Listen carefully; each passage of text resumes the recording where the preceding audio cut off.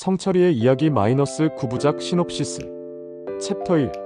행복했던 처음. 1983년 봄, 선옥은 40이 넘어 늦둥이 아들을 품에 안았다. 성철이라고 이름 지은 아이는 또렷한 눈매와 총명한 얼굴로 태어났다.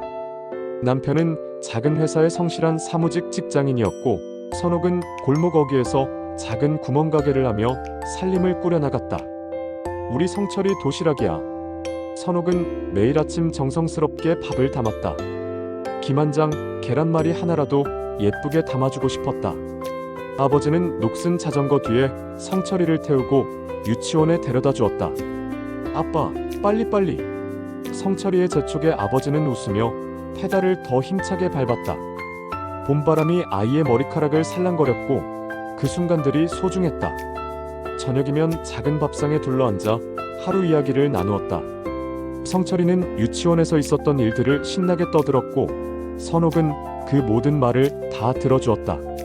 아버지는 회사 이야기를 조금 하다가 성철이를 무릎에 앉혀놓고 동화책을 읽어주었다.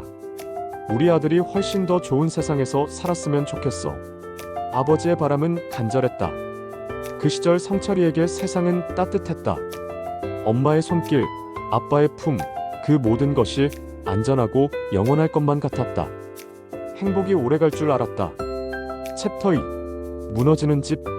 하지만 성철이가 초등학교 고학년이 될 무렵 집안의 평화에 균열이 생기기 시작했다. 처음에는 작은 다툼이었다. 생활비가 부족하다거나 아버지가 늦게 들어온다거나 하는 일상적인 불화였다. 그런데 점점 목소리가 커졌다. 밤이면 부모의 고성이 얇은 벽을 뚫고 성철이의 방까지 들려왔다. 어머니의 울음소리가 가늘게 새어나올 때 성철이는 이불을 뒤집어쓰고 귀를 막았다. 또 다른 여자야? 정말 그래? 어머니의 목소리는 절망적이었다. 아버지의 외도가 반복되었다. 처음엔 부인했지만 증거가 나왔다. 선옥은 울었고 성철이는 그 모든 것을 지켜봐야 했다.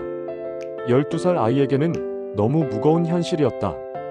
어느 날은 아버지가 큰 가방에 옷을 담아 집을 나가기도 했다. 성철이는 현관문 틈으로 아버지의 뒷모습을 보며 눈물을 흘렸다. 며칠 후 돌아온 아버지는 미안하다고 했지만 상처는 아물지 않았다. 성철이의 웃음은 사라졌다.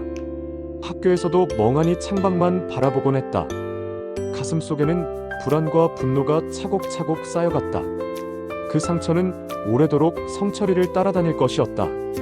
챕터 3. 빛나던 아이. 그럼에도 성철이는 눈에 띄는 아이였다.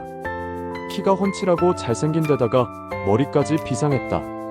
성적은 늘 상위권이었고 선생님들은 서울대감이라며 기대를 걸었다. 성철아, 너는 분명히 큰 인물이 될 거야. 담임 선생님의 칭찬에도 성철이의 마음은 공허했다. 집안의 불안은 계속되었고 성철이는 점점 지쳐갔다. 공부를 잘해도 집에 가면 냉랭한 분위기가 기다리고 있었다. 부모는 각자의 상처에 묻혀 아들의 마음까지 돌볼 여유가 없었다. 고등학교 2학년, 성철이는 충격적인 결정을 내렸다. 자퇴를 하겠다는 것이었다. 성철아, 왜 그래? 너는 공부 잘하잖아. 선옥은 당황했다. 엄마, 나는 어디에도 마음 둘 곳이 없어요. 학교도 집도. 성철이의 목소리는 차가웠다. 결국 그는 검정고시를 치르고 지방의 한 대학에 진학했다. 집을 떠날 수 있다는 것만으로도 안도감이 들었다. 그래도 속으로는 다짐했다.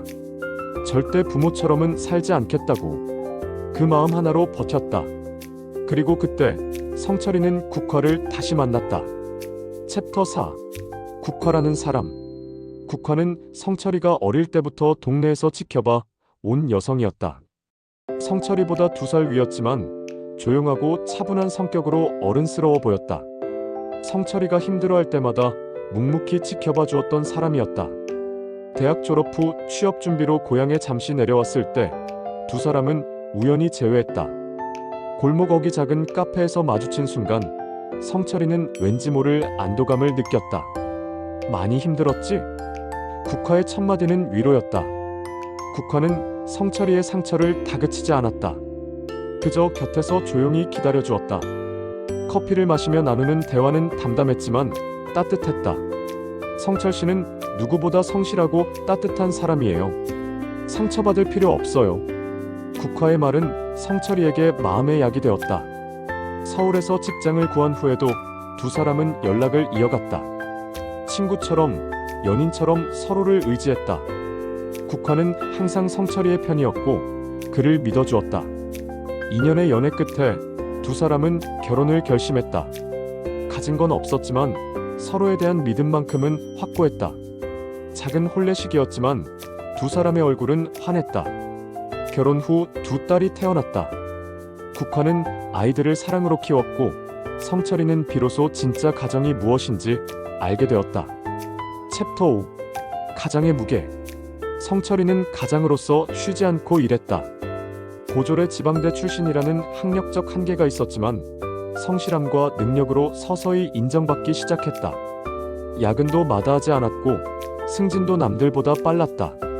하지만 현실은 녹록지 않았다. 두 아이의 교육비, 늘어나는 생활비, 전세금 마련을 위한 대출까지. 월급날이면 통장에서 빠져나가는 돈들을 보며 한숨이 절로 나왔다. 국화는 아이들을 돌보면서도 틈틈이 아르바이트를 했다.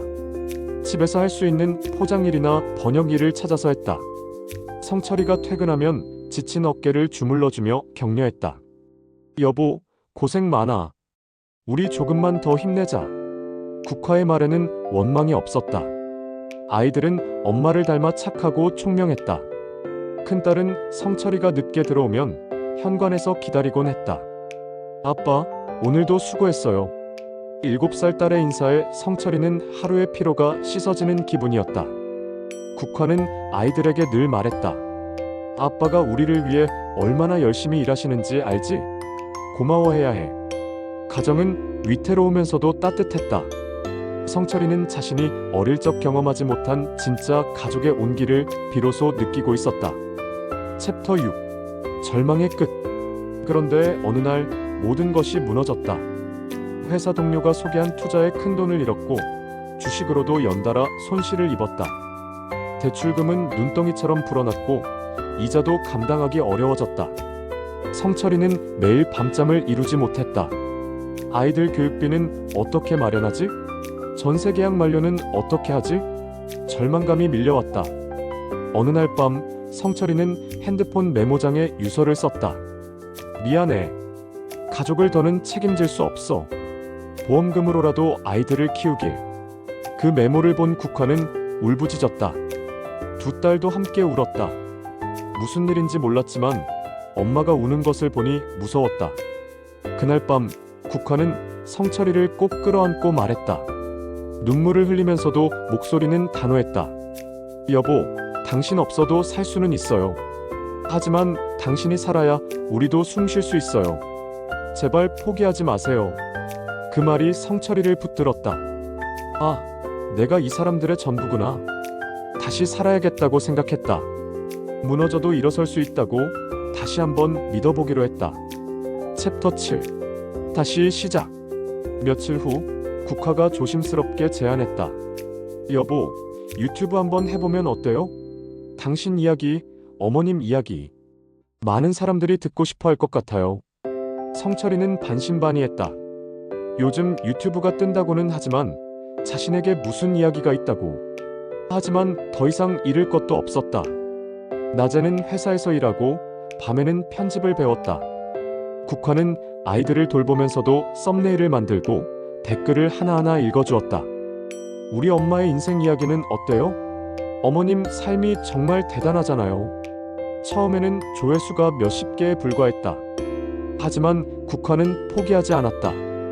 더 좋은 내용을 만들자고, 더 정성스럽게 편집하자고 격려했다. 선옥의 이야기는 조용히 퍼지기 시작했다.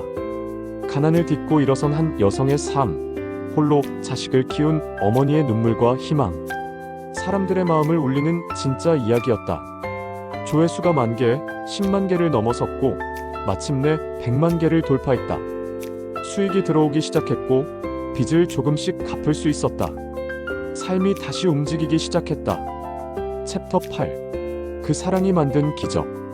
유튜브 채널이 대박이 나면서 성철이는 이제야 깨달았다.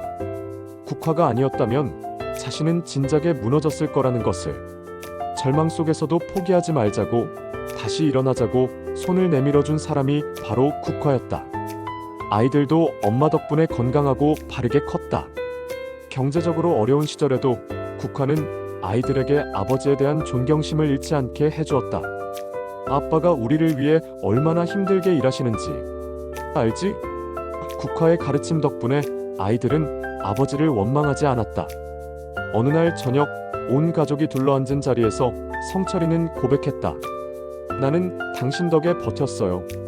당신이 내 인생의 기적이에요. 국화는 수줍게 웃었다. 당신도 나의 기적이에요. 우리가 서로의 기적인 거죠. 성철이는 선옥에게도 말했다. 엄마, 이제 내가 잘 살게요. 이젠 내가 엄마를 지킬 차례예요. 선옥은 아들의 손을 꼭 잡으며 눈물을 흘렸다. 힘든 시절을 견뎌낸 아들이 이제는 당당한 가장이 되어 있었다. 유튜브는 성철이의 인생을 살렸지만 그 밑바탕에는 국화의 조용한 헌신과 끝없는 사랑이 있었다. 챕터 9. 전원 속의 우리. 성공한 후 성철이 가족은 도시를 떠나 전원주택을 지었다. 넓은 마당이 있는 집, 아이들이 뛰어놀 수 있는 공간이었다. 국화는 마당 곳곳에 꽃을 심었다. 장미, 코스모스, 그리고 자신의 이름과 같은 국화꽃까지. 계절마다 피어나는 꽃들을 보며 행복해했다. 선옥은 작은 텃밭을 가꾸며 늦은 평화를 누렸다. 상추, 토마토, 고추를 기르며 손자들에게 자연의 소중함을 가르쳐 주었다. 매일 저녁이면 온 가족이 둘러앉아 함께 밥을 먹었다. 성철이는 아이들에게 말했다. 아빠는 넘어졌지만 엄마와 할머니 덕분에 다시 일어났단다. 너희도 힘들 때가 있겠지만 가족이 있다는 걸 잊지 마라. 아이들은 고개를 끄덕이며 아버지의 말을 가슴에 새겼다. 국화는 여전히 조용한 미소를 지으며 가족을 지켜보았다. 성철이는 마음속으로 되뇌었다. 내 인생의 두 여인, 엄마와 국화. 당신들이 나를 진짜 사람으로 만들어 주었어. 저녁 노을이 지는 마당에서 성철이는 진정한 행복이 무엇인지 알았다. 사랑하는 사람들과 함께하는 평범한 일상, 그것이야말로 인생의 가장 큰 선물이었다.